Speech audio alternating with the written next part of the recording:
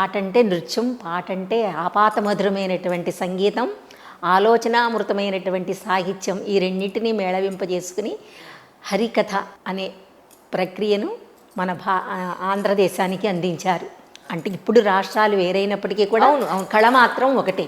నిజం నిజం, కరెక్ట్ అండి. కళ శాశ్వతమైంది, దీనికి మార్పులు లేదు, విడిపోవడాలు ఉండదు. నిజం నిజం. ఆ మహనీయుడు అందించినటువంటి ఈ హరికథ ప్రక్రియని తూర్పుగోదావరి జిల్లా సత్యనారాయణరావు గారు జమీందారులు వారు ఏం చేశారంటే, మా నాయనమ్మ గారు 100 ఎకరాల భూమిని సత్రం ఒకటి పెట్టారు, సత్రానికి ఇచ్చారు. అందుచేత నేను వేద పాఠశాలని చంద్రశేఖరేంద్ర సరస్వతి మహాస్వామి కంచి కామకోటి పీఠాధిపతి వారు వేద పాఠశాలని పెట్టమన్నారు. సంగీతం కానీ నృత్యం కానీ ఏదైనా ఒక గురుకులాన్ని ఏర్పాటు చేద్దాం అనుకుంటున్నానని పద్మశ్రీ డాక్టర్ నటరాజ రామకృష్ణ గారి ఇద్దరు స్నేహితులు అన్నమాట, వారిని అడగడం జరిగింది. దేశంలో ప్రభుత్వాలు పోషిస్తున్న ఈ సంగీతాన్ని, డాన్స్ని మీరు దాని జోలికి వెళ్ళొద్దు. ఆదిభట్ట నారాయణదాసు గారు చాలా గొప్ప నిష్ణాతులైనటువంటి హరికథా పితామహుడు. రవీంద్రనాథ్ ఠాగూర్ అంతటి మహనీయుడిని దగ్గర కూడా కథాగానం చేసి శభాష్ అనిపించుకున్నటువంటి మహనీయుడు. అటువంటి సంప్రదాయాన్ని మనం మర్చిపోకూడదు. మీరు తీసుకొచ్చి మీ తండ్రి గారి పేరున హరికథా గురుకులను స్థాపించండి అని చెప్పారు. అయితే మీరు కోర్సు రాయండి, నేను ఏర్పాటు చేస్తానని అన్నారు ఆ జమీందారు గారు. కోర్సు హరికథ సబ్జెక్టు నేర్పించేవారు ఒకరైతే, సంగీతం కర్ణాటక సంగీతం, ఇటు నృత్యం తెలుగు సంస్కృతం, ఈ సబ్జెక్ట్స్ అన్నీ కూడా గురువులందరినీ ఏర్పాటు చేసి హరికథ నేర్చుకోవడం ఏర్పాటు చేశారన్నమాట. అద్భుతం. అయితే వారి ధర్మపత్ని మచిలీపట్నం, మాది నేను పుట్టిన ఊరు మచిలీపట్నం, రామానాయుడుపేట, వారిది కూడా రామానాయుడుపేట మచిలీపట్నం. వారిది పెద్ద బంగ్లా, చల్లపల్లి రాజాగారి మేనకోడలు ఆవిడ. ఆ రాజాగారి మేనకోడలు అవడం వలన సింహాల మేడ చాలా పెద్దదన్నమాట అక్కడ బందర్లో. వారి ఇంటి ఎదురుగుండా ఒక పక్కన సందులో మా ఇల్లు. నేను చిన్నప్పుడే మా నాన్నగారు సంగీత విద్వాంసులు, మా నాన్నగారు నాదస్వర విద్వాంసులు, మా అమ్మ కూడా కొంతవరకు సంగీతంలో ప్రవీణురాలే. ఆయన అయితే మద్రాసులో డిప్లొమా చేసినారు.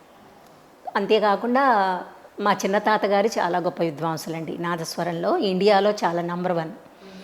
ఆయనకి చల్లపల్లి రాజా గారు వారు అంబారోత్సవం చేశారు, కాలికి గండపెండేరం అన్నీ చేశారు. అటువంటి గొప్ప నిష్ణాత్. అందుకోసం వారికి నన్ను ఆ మచిలీపట్నం నుంచి నన్ను తీసుకెళ్ళాలని మా జమీందారు గారు భార్యని రాణి గారు అంటారు, ఆమె పట్టుదల పట్టారు. నేను ఒకనాడు సంగీతం క్లాస్కి వెళ్ళి వస్తుంటే మా స్నేహితులు దాంట్లో ఉంటారు ఆ బంగ్లాలో, నన్ను అప్పుడప్పుడు పిలుస్తూ ఉండేవారు. వారు వచ్చినట్లు నాకు తెలియదు, వారు నా పాట విన్నారు పరోక్షంగా. వెంటనే కబురు పంపించి నువ్వు మా స్కూల్లో చేరాలి, నేను నిన్ను చాలా జాగ్రత్తగా చూసుకుంటాను అని అన్నారు. అనేటప్పటికీ నేను తల్లిదండ్రులు విడిచిపెట్టి ఎక్కడికి వెళ్ళలేదు అసలు చిన్నప్పటి నుంచి. అప్పటికి 9th క్లాస్ చదువుతున్నాను. ఈ విషయం మా వాళ్ళ దగ్గర ప్రస్తావన తీసుకురాలి అసలు. మళ్ళీ మరుసటి సంవత్సరం ఆమె మళ్ళీ అక్కడికి వచ్చినప్పుడు పుట్టింటికి ఒక పెద్దవారిని పంపించి మా నాన్నని మా అమ్మని రమ్మని చెప్పి కబురు పంపించారు. మీ అమ్మాయికి నేను ఈ విద్యను చక్కగా నిష్ణాతురాలని చేస్తాను, పంపించండి, చాలా బాగుంటుంది, మా ఊరమ్మాయిని కాబట్టి నా బిడ్డలా చూసుకుంటానని వారు చెప్పారు. ఇక దాంతో వాళ్ళు నన్ను పట్టుబట్టి నువ్వు ఎందుకు చెప్పలేదమ్మా, పెద్దవాళ్ళతో ఆటలు కాదు, వారి కింద సంవత్సరమే చెప్పినప్పుడు నువ్వు చాలా పొరపాటు చేసావని 10th క్లాస్ పరీక్షలైన 3వ రోజున తీసుకెళ్ళిపోయారు అక్కడికి. ఇంతలో అక్కడేమో వారి అబ్బాయి పెళ్ళని వారు మద్రాసు వెళ్ళిపోయారు.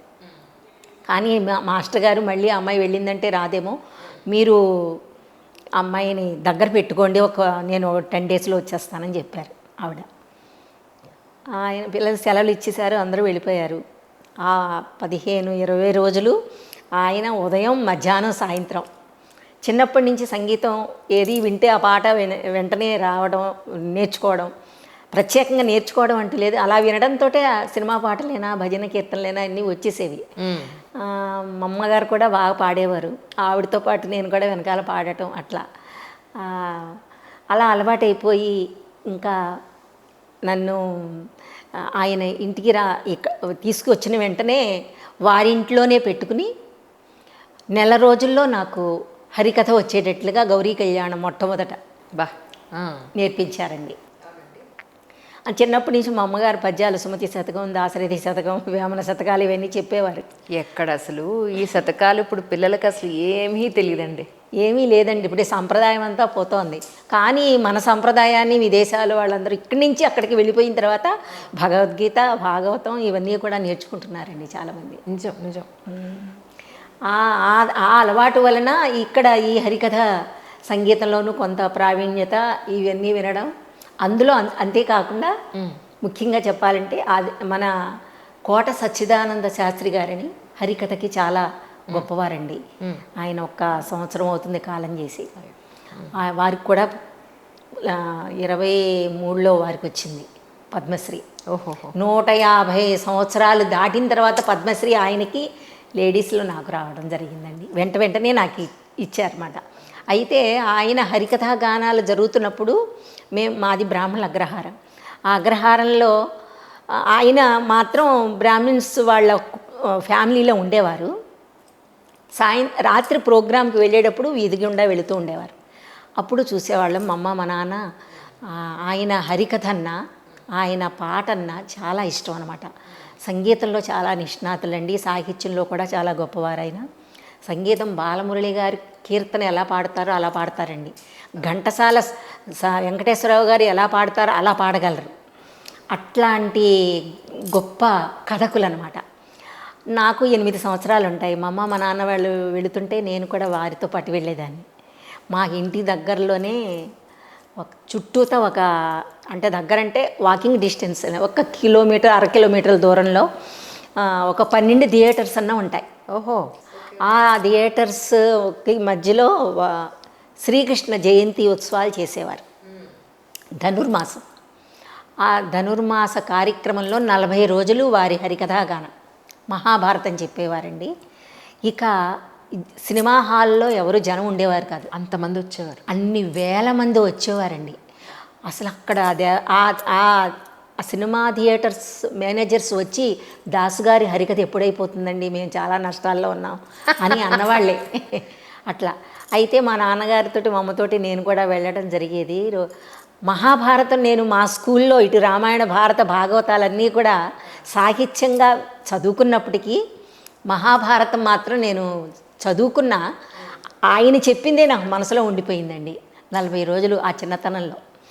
అట్లా నేర్చుకున్నాను. ఇంటికి వచ్చిన తర్వాత ఒక అగ్గిపెట్టెని చిరతలుగా చేసుకుని నేను ఆయన పాడిన పాటల్లో 2 పాటలు అట్లా పాడేదనమాట. రామ నిన్నే నమ్మినానురా అని ఆయన ఫేవరెట్ సాంగ్ అనమాట. 40 రోజులు అదే పాడేవారు. రామ నిన్నే నమ్మినాను ఒక లైన్ పల్లవి. ఎన్ని గమకాలు ఉన్నాయండి అందులో. అది పాడేవారు అనమాట. అయితే అది నేర్చుకుని నేను అది పాడుతూ నాకు తోచిన మాటలు నేనేదో చెబుతూ ఉంటే మా అన్నయ్య ఏమో అక్కడ ఒక పెట్టి ఉండేది, ఆ పెట్టి మీద రిథం వాయించినట్టుగా కూర్చునేవాడు అనమాట. ఆయన తర్వాత వాళ్ళందరూ ఎంఎస్సి చదువుకుని మ్యాథమెటిక్స్ లెక్చరర్స్ అయ్యారనుకోండి. అయితే అలా ఏమిటరా నువ్వు ఇట్లా హరికథ చెప్పడానికి ప్రారంభం చేస్తున్నావు, నువ్వు సంగీతం నేర్చుకోవా ఏమిటి, హరికథ నేర్చుకుంటావా అని మా నాన్న అనేవారు. అలాగా ఆయన హరికథలు వినడం వల్ల నాకు ఓహో హరికథ ఇలా ఉంటుందా అని మనసులో అనిపించేదనమాట. అనుకోకుండా నా జాతకమే మారిపోయి రాణి గారు అంటాను వారు తీసుకెళ్ళడం, నేర్చుకోవడం జరిగిందండి అక్కడ పాఠశాలలో. ఈ సబ్జెక్ట్స్ అన్నీ నేర్చుకుంటూ హరికథ నేర్చుకుంటూ అందులో ఆంధ్రనాట్యానికి సంబంధించినటువంటి ఐటమ్స్ అంటే పూర్వం దేవదాసీలందరూ కూడా దేవాలయాల్లో తమ జీవితాలని అంకితం చేసి ఈ నృత్యం చేసేవారండి. అయితే తర్వాత ఈ యాక్ట్ వచ్చిన తర్వాత దేవదాసి పడిపోయింది కదా, అప్పుడు ఈ కళాకారులందరినీ ఒక చోట సమావేశపరిచి అన్నాబతుల వెంకటరత్నం గారు చాలామంది పెద్దలు ఉన్నారు ఆ తూర్పుగోదావరి జిల్లాలో, వారందరినీ కూర్చోబెట్టి మీరు ఒక సదస్సు చేసి చాలా వైభవంగా ఒక్కొక్కరిది ఒక్కొక్క రోజు ప్రోగ్రామ్స్ అన్నీ ఏర్పాటు చేసి సత్యనారాయణరావు గారు, నటరాజ రామకృష్ణ గారు వారు మీరు దీనికి ఒక పేరు పెట్టండి, నా నృత్యానికి మేము ఇంత కష్టపడి స్వామి సేవ చేసుకున్నాం కాబట్టి అని అంటే ఆంధ్రనాట్యం అని పేరు పెట్టారు అప్పుడు. ఓహో. అందరూ కలిసి. Okay okay. ఆ ఆంధ్రనాట్యం దానిలోనే అన్నాబతుల వెంకటరత్నమ్మ గారిని నాట్యానికి మా స్కూల్కి, తర్వాత మద్దుల లక్ష్మీనారాయణమ్మ గారు, సిద్ధాపత్రి నాగమణమ్మ గారు, కోనే చిట్టిరాజు గారు, ఇలా ఎందరెందరో మా స్కూల్లో వచ్చి నృత్య విద్యను నేర్పిస్తూ ఉండేవారు. ఓహోహో. దాని మీద కన్నా ఎక్కువగా హరికథ మీదే కాన్సన్ట్రేషన్ ఎక్కువ ఉండేది. ఇదంతా నేర్చుకుంటున్నప్పటికీ అప్పుడప్పుడు డాన్స్ ప్రోగ్రామ్స్ కూడా చేయించేవాళ్ళు. Okay okay. అలా తెలుగు హరికథలు అన్నీ నేర్చుకున్న తర్వాత 5 సంవత్సరాల కోర్సు నేర్చుకుని ఇంకా వెళ్ళొస్తానమ్మా అనుసరణ అంటే, ఎక్కడికి వెళ్తావు, అప్పుడే పెద్దదాని అయిపోయావా, అట్లా నువ్వు వెళ్ళడానికి వీల్లేదు, రామాయణం కూడా నేర్చుకోవాలన్నారు. ఓ. ఆదిభట్ట నారాయణదాస్ గారి యథార్థ రామాయణం ఒక 15 రోజులకు సరిపడగా నేర్చుకున్నానండి. దాన్ని 40 రోజులు చెప్పచ్చు నేర్చుకున్నాను. ఇక అది నేర్చుకుంటూ ఇంక ఎండింగ్లో ఉన్నాను. కొన్ని ఆ రాణిగారు ఏం చేస్తారంటే, ప్రతి శనివారం నాడు హరికథ వారి సమక్షంలో, దివాణం అంటారు దాన్ని, చాలా అందరు చుట్టుపక్కల. అప్పట్లో అంటే ఇప్పటికీ ఉందండి ఆ దివాణం. నిజమండి. అంటే వారు లేకపోయినా అందరూ లేకపోయినప్పటికీ అది అట్లాగే ఉంచారు. చుట్టూ గ్రామంలో ఉన్నటువంటి వారందరూ వచ్చి కూర్చునేవారు, హరికథ ఏర్పాటు చేసేవారు. అట్లా జరుగుతూ ఉండే. మాలో లోటుపాట్లు ఏమన్నా ఉంటే మర్నాడు ప్రొద్దుటే పిలిపించి ఆ బుక్ తెప్పించి అందులో ఏమన్నా ఉంటే సరిదిద్ది. ఇప్పుడు పాంచాలి, పంచభర్తృకాని, దుర్యోధనుడు ఎగతాళి చేస్తాడు ద్రౌపదిని. అట్లాంటి మాటలు మనం స్త్రీలై ఉండి ఒక మహాపతివ్రత శిరోమణి ఆవిడ సీత, అనసూయ, ద్రౌపది, ఇటువంటి మహనీయ మూర్తుల్ని మనం, మహిళా మూర్తుల్ని మనం అట్లా తక్కువగా, వారు కవులు రాస్తారు అయినప్పటికీ కూడా మనం అట్లా మాట్లాడద్దు అని అట్లాంటివి తగ్గించేసేవారు. మహిళలకి చాలా ఉన్నతమైన పీఠం వేసేవారు వారు. ఆ విధంగా ఆ రామాయణం నేర్చుకుంటున్న సమయంలో మధ్యప్రదేశ్ గవర్నమెంట్ వారు ఉజ్జయిని కాళిదాస్ సమారోహ్, అంతకుముందు 25 సంవత్సరాల ముందు చాలా పెద్ద ఉత్సవాలు చేసేవారట. అప్పుడు డాక్టర్ నటరాజ రామకృష్ణ గారు కుమార సంభవం అనే నృత్యరూపకాన్ని తీసుకెళ్లారు. అప్పుడు బంగారు కలశం ఇచ్చారటండి వారికి. అయితే ఇది ఎవరైనా ఈ మహాకవి కాళిదాసు రచనలు తీసుకుని ఏ రూపంలో తీసుకొచ్చినా మేము ఆస్వాదిస్తాం, మీరు పాల్గొనొచ్చు అని పేపర్ అడ్వర్టైజ్ చేశారు. అది మా స్కూల్లో వారు చూసి జమీందారు గారికి చెబితే, వారు చూసి కరస్పాండెంట్ గారి ద్వారా మనం ఎవరికన్నా పిల్లలకి నేర్పిద్దాం అని అనేటప్పటికీ, నేను సరదాగా నేను నేర్చుకున్న తెలుగు హరికథనే, రుక్మిణీ కళ్యాణం హరికథని సాంస్క్రిట్లో నేర్చుకున్నాను అనమాట. కానీ ఇప్పటికి సంస్కృతి నేర్పేవాళ్ళు, నేర్చుకునేవాళ్ళు ఉన్నారండి ఇప్పుడు ప్రస్తుతానికి? ఇప్పుడు బయట ఎక్కడ నేర్పించిన ఆదిభట్ట నారాయణదాస్ గారు శ్రీకృష్ణ జననం పితృబంధ విమోచనం అని ఆయన రాశారు. ఆయన రాసినప్పుడు ఆయన రాసిన కథల్ని రవీంద్రనాథ్ ఠాగూర్ వారి దగ్గర చేశారు, వివేకానందుల వారి దగ్గర చేశారు. అలా జరిగింది అంతవరకే. ఇప్పుడు తూర్పుగోదావరి జిల్లాలో ఏదైతే మీరు హరికథ నేర్పిస్తూ ఉన్నారన్నారో, అక్కడ ఇప్పుడు సంస్కృతంలో కూడా నేర్పిస్తున్నారండి? నేనే వెళ్ళి అప్పుడప్పుడు కొంతమంది పిల్లలకి నేర్పిస్తున్నానండి. అంటే ఇది ఎట్లాగో బయటకు వచ్చింది, మనం నలుగురికి పంచాలి అనే ఉద్దేశం చేత. అసలు ఉన్నారా నేర్చుకునేవాళ్ళు? నేర్చుకునే వాళ్ళు కొంచెం తక్కువగా ఉన్నారండి. ఇంతకుముందు ఒక 25 మంది వరుసనే బాగానే నేర్పించాను. ఈ కరోనా వచ్చిన దగ్గర నుంచి చాలా వరకు తగ్గారండి. ఏదో 4, 5 అట్లా నేర్పించడం జరుగుతుంది అట్లా. కానీ ఒకటి, ఇప్పుడు హరికథ నేర్చుకుని దీని మీదే జీవనాధారం కనుక ఉంటే గడిచే విధానం ఉందంటారా? చాలా చోట్ల ఉందండి. ఇంతకుముందు ఇప్పుడు సచ్చిదానంద శాస్త్రి గారు, వారందరూ, అమ్ములు విశ్వనాథం గారు, బళ్ళా బసలింగం గారు, ఇటువంటి వారందరూ చెబుతున్నప్పుడు మొత్తం అసలు వారు ఇలా కథాగానాలు చెబితే ఇంటికి రాసులు పోసేసేవారు, ధనధాన్యాలు అట్లా. ఆ రోజు బంగారాలేనా వెండేనా అట్లా ఇచ్చేసేవారు. అవును. కానీ ఇప్పుడు అదంతా తగ్గింది. అయినప్పటికీ కూడా చిత్తూరు జిల్లాలో మాత్రం మహాభారతాన్ని చాలా గొప్పగా విశేషంగా వింటారండి. అది 40 రోజులు, 30 రోజులు, 20 రోజులు మా స్కూల్లో నేర్చుకున్న పిల్లలందరూ కూడా ఇలా సీరియల్స్ చెప్పి బాగా పెద్ద పెద్ద మేళ్ళ కట్టుకుని కోటీశ్వరులైన పిల్లలు కూడా ఉన్నారు. అవునండి. కానీ అంటే మీరు హరికథ ఆర్టిస్ట్ అని కాకుండా మీరు ఇప్పుడు గురువు కూడా అయ్యారు కాబట్టి, అందరికి నేర్పిస్తున్నారు కాబట్టి, నిజానికి ఇది అంతరించిపోతున్న కళగా మనం అనుకోవచ్చా? ఒక మాట అంతరించిపోవడం అనేది లేదండి దీనికి. ఇది ఉంది. ఇది ఇప్పుడు తిరుపతి దేవస్థానం వారు కూడా దీన్ని పోషిస్తారు. ఇప్పుడు మన ప్రభుత్వ సలహాదారుగా కేవి రమణాచార్యులు గారు ఐఏఎస్ ఆఫీసర్. అవును అవును. వారు ఆయన ఈవోగా ఉండగా తిరుపతి దేవస్థానంలో ఈ హరికథ అనేది చాలా ఉత్కృష్టమైనటువంటి కళ, తాను తరించి ఇతరులను తరింపచేసేది. కాబట్టి దీనికి ఒక మార్గాన్ని మనం ఏర్పాటు చేద్దామని ప్రతి దేవాలయంలో హరికథ గానాన్ని ఏర్పాటు చేశారండి. అందులో మా స్కూల్లో చదువుకున్న పిల్లలే 60 మంది ఉన్నారు దగ్గర దగ్గర. మన 2 రాష్ట్రాల అనేక చోట్ల ప్రదర్శనలు ఇస్తున్నారండి. దీనికి లేదు అని అనడానికి వీల్లేదు. అందరూ ఎవరి కాళ్ళ మీద వాళ్ళు బ్రతుకుతున్నారు బాగానే. మా స్కూల్లో చదువుకున్న వాళ్ళందరూ మాత్రం బాగున్నారండి అందరూ. అంటే ఇప్పుడు మీరు అప్పుడప్పుడు వెళ్ళి వాళ్ళకి టీచ్ చేస్తున్నాను అన్నారు. ఎంతమంది ఉన్నారు అక్కడండి పిల్లలు యాక్చువల్లీ? ఇప్పుడు 10 మంది ఉన్నారండి ప్రస్తుతం. అంతవరకే ఉన్నారు. కానీ ఒకటి, ఇప్పుడు ఎలా అయితే చేతి వృత్తుల వాళ్ళు మనకు ఇప్పుడు తగ్గిపోయారో, చక్కగా పనిచేసేవాళ్ళు లేరు. మనసావాచా కర్మణ, ఎస్ ఈ పని పర్ఫెక్ట్గా చేయాలి అని అనుకునేవాళ్ళు ఎలా అయితే మనకు కనపడటం లేదో, అలాగ ప్రతి ఫీల్డ్లోనూ కూడా మనకు కనిపిస్తుంది. ఏదో నామకే వస్తే పని చేసామా, ₹1 తీసేసుకున్నామా, ఇంతే ఉంది తప్ప ఈ పని నేను చేస్తున్నాను, దీన్ని పూర్తి స్థాయిలో నేను సాటిస్ఫై చేయాలి, లేదంటే అవతల వ్యక్తికి ఇది తప్పు చూపించే విధంగా నేను పని చేయకూడదు అన్న పాయింట్ లేదు ఇప్పుడు ప్రస్తుతానికి. సో అదే మనం హరికథకి తీసుకుంటే కనుక మీరు చెప్పినట్టుగా, మీరు నేర్చుకున్నట్టుగా ఇప్పుడు పిల్లలు నేర్చుకునే అవకాశం ఉందంటే అంత ఇంట్రెస్ట్ పెడుతున్నారా? నేర్చుకుంటున్నారు, ఇంట్రెస్ట్గానే నేర్చుకుంటున్నారు. అంటే సమాజం పిలవాలి కదండి. ఇది నేను మొట్టమొదటిసారి ఉజ్జయినిలో కుమార సంభవం హరికథ గానం చేశానండి. అది ఇంచుమించు 1.5 2 గంటలకు దగ్గర 2 hours చేశాను. అది ఇంటర్నేషనల్ లెవెల్లో జరిగింది ఆ ప్రోగ్రాం. మొత్తం చాలామంది వచ్చారు. వచ్చేటప్పటికి అక్కడికి వచ్చినటువంటి మహనీయులందరూ కూడా విని మా యూనివర్సిటీలో చేయాలని వారు చాలా పట్టుబట్టారు. ఒక్క హరికథతోటే ఉజ్జయిని వారు ఊరుకోలేదండి. నెక్స్ట్ ఇయర్ మళ్ళీ ఇంకో కథ తీసుకోండి అమ్మా మీరు, అందరూ కూడా ఆదరించారు, మీ హరికథ ప్రక్రియ చాలా బాగుంది అని చాలా మెచ్చుకున్నారండి.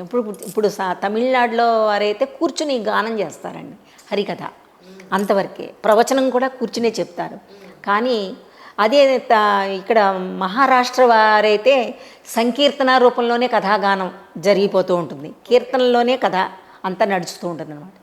కానీ మన తెలుగువారి సంప్రదాయం ఏమిటంటే నృత్యం చేస్తూ యాక్షన్, అభినయం అంతా చేస్తూ పాడుతూ అన్నీ మనం ఈ ప్రవచనం చెప్పడం మన తెలుగువారి సంప్రదాయం. కానీ కష్టమేమో కదండి, గొంతు స్ట్రెంగ్త్, స్టామినా ఇన్ని ఉండాలండి. అన్నీ ఉంటేనే కానీ మనం చేయలేము.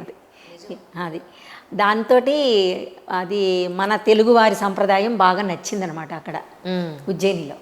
తర్వాత అభిజ్ఞాన శాకుంతలం, మాళవికాగ్నిమిత్రం, ఇంకా మేఘ సందేశం, ఇవన్నీ కూడా నేను తీసుకెళ్ళటం జరిగింది. అంటే ఇప్పటివరకు మీరు ఎన్ని కథలు గానాల రూపంలో చేశారు? మొత్తం సంస్కృత హరికథలో ఒక 800 చేశానండి. తెలుగు హరికథలో ఒక 1200 చేశాను. అందులో మీ మనసుకు నచ్చింది, ఎప్పటికీ మర్చిపోలేని, ఎప్పుడో చిన్నప్పుడు నేర్చుకున్నది ఎప్పటికీ నాకు అలా గుర్తుంది అన్నది మా కోసం ఒకసారి ఏదైనా చిన్నది, మొత్తం అక్కర్లేదు, 1-2 లైన్లు. మన ఇండియాలో ఉన్న విశ్వవిద్యాలయం వారణాసిలోనే 5 సార్లు పిలిచారండి. వారణాసి హిందూ యూనివర్సిటీ వాళ్ళు. అక్కడి నుంచి మన ఆంధ్ర యూనివర్సిటీ వరకు అన్ని యూనివర్సిటీస్లో చాలామంది సంస్కృత సభలు, అకాడమీస్ అట్లా వీరందరూ కూడా నన్ను పిలవడం జరిగింది. అందరూ కూడా చాలా ఆదరించారు. ఇప్పటికి కూడా అప్పుడప్పుడు పిలుస్తున్నారు, ఢిల్లీ వారైనా ఇట్లా 3 రాష్ట్రపతుల దగ్గర హరికథలు చెప్పడం జరిగింది. మొట్టమొదటిసారిగా ఆయన ఎవరు, నీలం సంజీవరెడ్డి గారి దగ్గర రుక్మిణి కళ్యాణ కథాగానం చేశాను. తర్వాత మళ్ళీ జ్ఞాని జైల్ సింగ్ ఏకైక సంస్కృత హరికథా కళాకారిణి అని టైటిల్ ఇచ్చారు. మళ్ళీ ఈయన మన శంకరదయాళ శర్మ మామూలుగా నా హరికథ విని సన్మానం చేశారు. ఇట్లా వీరు 3 కాకుండా సంగీత నాటక అకాడమీ అవార్డు ఢిల్లీ వారు ఇచ్చారండి, సంగీత నాటక అకాడమీ అవార్డు. తర్వాత ముందుగానేమో నాకు మన స్టేట్ అవార్డు ఒకటి ఇచ్చింది చంద్రబాబు నాయుడు గారి ద్వారా. తర్వాత సంగీత నాటక అకాడమీ అవార్డు, అది 2019లో రావాల్సింది 2023లో ఇచ్చారు సంగీత నాటక అకాడమీ అవార్డు. అంటే కరోనా గురించి ఆగిపోయింది. ఆ తర్వాత వెంటనే ఇది రావడం అందరినీ ఆశ్చర్యచకితుల్ని చేసింది. 2024లో నాకు పద్మశ్రీ రావడం. మా కోసం 1-2 లైన్లు ఏదైనా. కుమారసంభవ హరికథాగానం సావధానం శృణ్వంతు. అస్త్యుత్తరస్యాం దిశి దేవతాత్మా హిమాలయో నామ నగాధిరాజః పూర్వాపరౌ వారినిధి విగాయ స్థితః పృథివ్యా ఇవ మానదండః.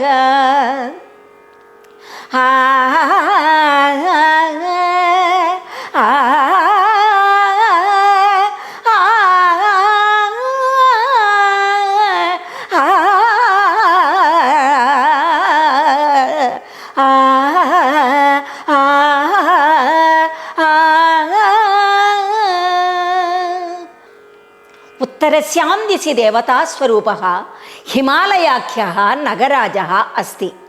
అయం హిమాచలः పూర్వాపరసముద్రౌ ప్రవిశ్య అస్యాः పృథివ్యాः మానదండ ఇవ భాతి. హిమాద్రేః యజ్ఞసాధనానాం సోమలతాదీనాం ప్రభవత్వం భూభరణయోగ్యం బలంచ జ్ఞాత్వా బ్రహ్మ స్వయం కల్పిత యజ్ఞభాగం శైలాధిపతిత్వం దదాతి స్మ. ఉపయేమేనాం నగరాజోనూనాం ఉపయేమేనాం నగరాజోనూనాం పితృమానసతన్యా పావన మునిమాన్యా ఉపయేమేనాం నగరాజోనూనాం. బంధు సంపన్న మర్యాదాభిజ్ఞ హిమవాన్ పితॄణాం మనసంకల్పజన్యాం మునీనామపి పూజ్యాం కులశీల సౌందర్యాదిభిః సదృశాం మేనకాఖ్యాం కన్యాం కుల ప్రతిష్టాయై యథాశాస్త్రం ప్రణీతవాన్. ఇది సంస్కృతం కదండి మీరు పాడేది? అవునండి. గచ్చతా కాలేన మేనకాయాః గర్భో అభవత్. మైనాక జననానంతరం పునరుద్భవాయ శైలవతుం మేనకాం ప్రపేదే కళ్యాణీ సాసతి భూధరాణామధిపేన హిమవతా సంతత్యర్థం నియమ విశేషయుక్తాయాం మేనకాయాం సాధ్వాచరణాత్ అభ్రష్టాయాం నీతౌ ఉత్సాహశక్త్యా సంపదివ ఉత్పాదిత. నిర్మలదిక్ రజోరహితవాతం శంఖస్వనానంతర పుష్పవృష్టి తస్యాః పార్వత్యాః జన్మదినం శైలవృక్షాదిస్థావరాణాం దేవతిర్యం మనుష్యాదీన్ జంగమానాంచ ఆనందాయ బభూవ. దినే దినే సా పరివర్ధమానా లబ్ధోదయా చాంద్రమసీవలేఖ పుపోష లావణ్య మయాన్ విశేషాన్ జ్యోత్స్నాంతరాణి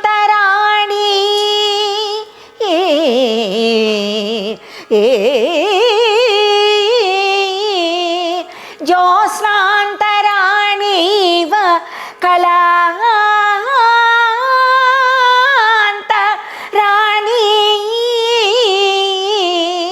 జ్యోత్స్నాంతరాణీవ కళాంతరాణి.